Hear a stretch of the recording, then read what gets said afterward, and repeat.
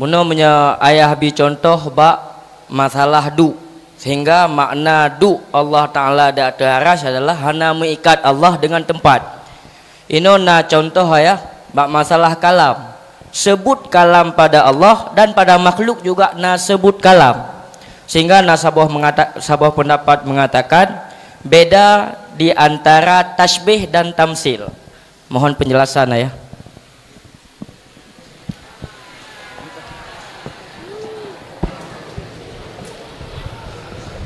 Naga upum lung bak pertanyaan.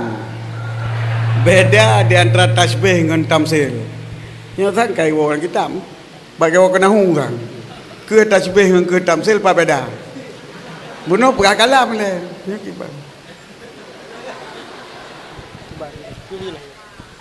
Menyat tamsil sebut sesuatu afrad daripada afrad yang kaitan mengilikun. Ya, pakai banjara. Kibanjara ada pegang. Yang keun bolat, yang keun bulat. Yang dia dah putar-putar. Tak peduli ni jaro dah putar-putar. Contoh dia lagi bola. Yang bolanya sebuah afrad daripada afrad yang dah putar-putar. Menyat tasbih atanya kepersaban dengan nata je. Dua istiwa Allah saban dengan istiwa makhluk. Pun mana saban? Iaitu terikat dengan tempat. Terikat dengan tempat. Yang ke tasbih tak saban, yang hanjit. Menyo tamsil kelah roy. Nya nan dupu beda tamsil dengan tasbih. Menyo tino dalam masalah kalam Allah ubena kan kalam. Ubena sifat yang disebut ke Allah dan nama sifatnya na sebut manusia mendum beda. Lantaran mukhalafatuhu lil awadi, Allah berbeda dengan makhluk fi zat, fi sifat, fil af'al. But Allah khalqu, sedangkan but manusia adalah muwafaqah kudrah hadisah dengan takluk kudrah Allah. Hi katanya apa but? Tengok tu boleh, hi katanya tu boleh. Nya yang pegat gerak katanya, yang pegat kantai, yang pegat gerak kantai, putran Daud pakai kantai mandum but Allah. Allah kepejut. Maka khalqu dengan fi'lu nya adalah beda. Jadi fi'lullah, af'al Allah adalah khalqu, kepejut, kecipta. Sedangkan fi'lu katanya hana tercipta. Apakah kudrah katanya, kekuasaan katanya, tak geraknya katanya gerak. Tapi yang sebenarnya nya jaro-jaro gerak-gerak jaro mendung kepejut dia. Kepejut Allah. Maka bu katanya hanya tawasaf ke Allah, hanya tersifat ke Allah. Kiba hanya tersifat ke Allah bu katanya. Tengok dah doa nya jadi kan Allah doa.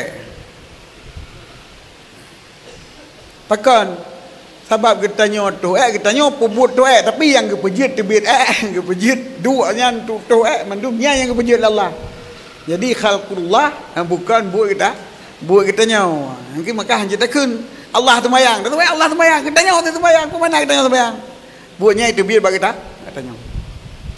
Tengok doa punya buatnya itu biar baik. Yang baik katanya. Buat doanya itu biar bagi kita katanya. Maka hanya takun macam doa long nak Allah doa hanya long nak Allah sembahyang hanya katanya yang nak Allah pegang hanya. Cuma mendum-mendumnya gepejut dia, gepejut Allah. Maka kan mecih kalam Allah na kalam, manusia na kalam. Tapi kalam Allah mughayyarah dengan kalam manusia. Kalam Allah hana suara, hana huruf. Hana suara, kadim. Gimana pada kadim putu tapi pumutu menadra kepada huruf, menjaga kepada huruf, hana huruf. Jadi sama dengan tafakkaru fi khalqillah, fi af'alillah, fi amrillah. La tafakkaru fi dhatillah. Tapi fikir tanya apa penijil Allah. Nya yang gitu fikir. Ada pun badat Allah, sifat Allah fikir pakan. Mata hang fikir berarti yang bo pikiran madanya apa? Tahu. Akai tanya tahu. Berarti mata hang pakai akai badat Allah menandakan tentang zat Allah, tentang sifat Allah. Nyo adalah hana gebuh truh akai kata kita nyo kenan tak pakai hana terus lagi tak cik lagi ngerunong hantar terus. Maka wate pegah mun dah fikir ke Allah, wate haid dah fikir dia ke Allah. Sebab pakan sebab pikiran kita nyo hana gebuh terus untuk memikir zat Allah. Maka kalam Allah hana bersuara.